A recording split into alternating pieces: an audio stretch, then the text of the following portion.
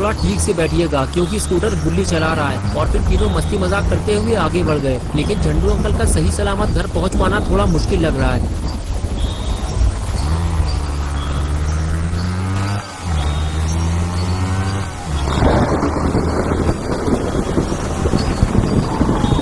कुछ देर बाद गुल्ली और शॉन झंडू अंकल को लेकर जंगल पहुंच गए।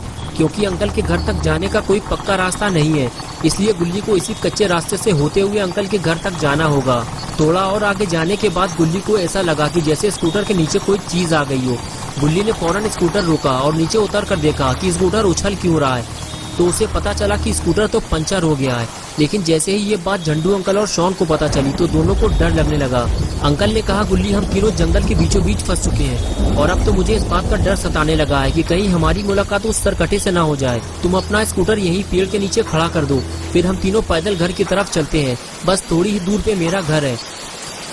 गुल्ली ने कहा, हाँ झंडू अंकल आप ठीक कह रहे हैं। यहाँ खड़े होकर भीगने से तो अच्छा है कि हम घर की तरफ आगे बढ़ते जाएं। लेकिन मैं अपनी स्कूटर यहाँ जंगल में नहीं छोड़ सकता, इसे मैं अपने साथ ले चलूंगा। गुल्ली बात कर ही रहा था कि तभी अचानक से शॉन ने सब कुछ चुप करा दिया और कहने लगा, तुम लोगों को कोई आवाज सुनाई दे रही है क्या, या सिर्फ मुझे ही ये आवाज सुनाई दे रही है? अंकल ने कहा, मुझे तो सिर्फ बारिश की आवाज सुनाई दे रही है। तभी गुल्ली बोला, नहीं अंकल, मुझे बारिश के साथ साथ कुछ और आवाज भी सुनाई दे रही है। ऐसा लग रहा है कि यहाँ कोई मशीन चल रही है, हो सकता है आसपास कोई फैक्ट्री हो।